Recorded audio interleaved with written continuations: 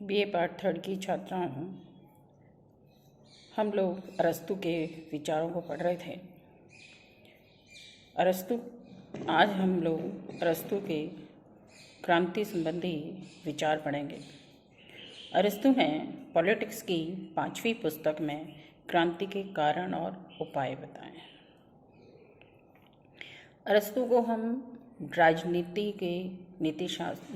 को नीति शास्त्र से अलग करने वाला प्रथम दार्शनिक के रूप में जानते हैं। अब हम देखते हैं तो प्लेटो ने जो उपादर्श राज्य बताया वही अरस्तु का आदर्श राज्य कहलाता है। इसीलिए सिनक्लेयर ने कहा है कि अरस्तु वहाँ से प्रारंभ करता है जहाँ पर प्लेटो छोड़ता है। तो इस प्रकार हम ये देखते हैं तो अरस्तु प्लेटो के विचारों को आगे की ओर बढ़ाता है। अब हम देखते हैं कि क्रांति का अर्थ क्या है। अरस्तु के अनुसार संविधान में होने वाला छोटा या बड़ा सभी परिवर्तन जो है वो क्रांति कहलाता है। और ये क्रांति कैसी हो सकती है? पूर्ण परिवर्तन भी हो सकता है, आंशिक परिवर्तन भी हो सकता है। तो पूर्ण परिवर्तन पूर्ण क्रांति, आंशिक परिवर्तन आंशिक क्रांति। तो इस प्रकार हम देखते हैं तो अरस्तु ने क्रांति के कुछ प्रकार बताए हैं, जिसके अंतर्गत पहला है आंशिक और पूर्ण क्रांति। आंशिक का मतलब है जब संविधान के किसी एक क्षेत्र में या किसी एक अंश में भाग में परिवर्तन होना, वही कहलाता है आंशिक परिवर्तन या आंशिक क्रांति। फिर आता है पूर्ण क्रांति, यानी जब पूरे संविधान में ही परिवर्तन हो जाए या उसमें दूसरी शासन व्यवस्था आ जाए तो उसको हम कहते हैं पूर्ण क्रांति। दूसरा आता है रक्तपूर्ण और रक्तहीन क्रांति। रक्तपूर्ण क्रांति किसे कहते हैं? जहाँ पर कि हिंसा का उठाया जाता है, सशस्त्र सेना का प्रयोग किया जाता है और इस प्रकार उस संविधान में परिवर्तन किया जाता है, तो इसे हम कहते हैं रक्तपूर्ण क्रांति। फिर आता है रक्तहीन क्रांति। रक्तहीन क्रांति उसे कहते हैं जहाँ पर कि हिंसा नहीं होती, ना ही किसी सेना का प्रयोग किया जा सकता उसे, और संविधान में इनके बिना हिंसा के ही संविधान में परिवर्तन किया जाता है, उसे हम कहते हैं रक्तहीन क्रांति।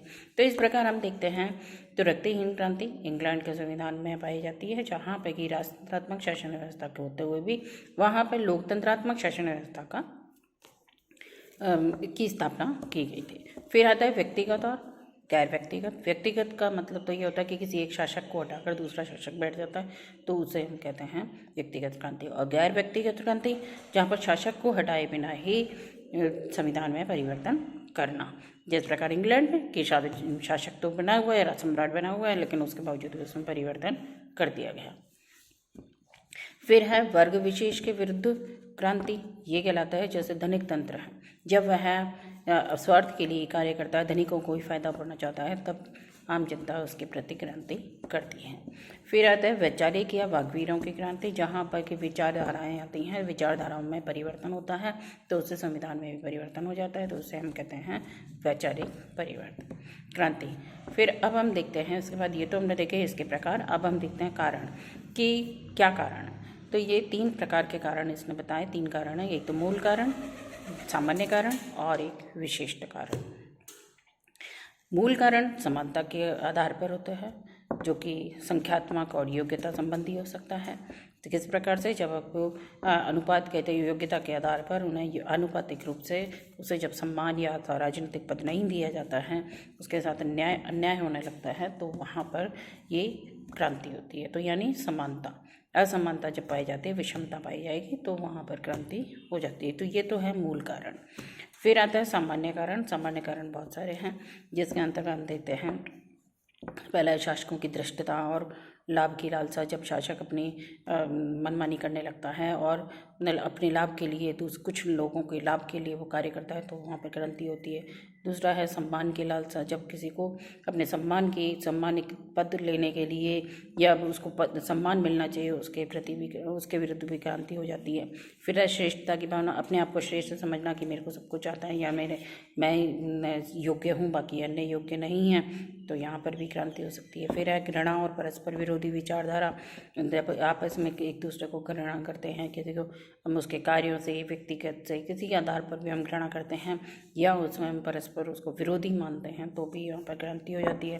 फिर है भय, डर के मारे भी हो जाती है, जैसे अविश्वास है, अविश्वास भय कि भाई किस प्रकार से मेरे को अविश्वास है पर लोगों को विश्वास नहीं है, तो भी क्रांति हो जाती है। फिर है द्वेष भावना, दूसरों से हम प्रतिस्पर्धा करना या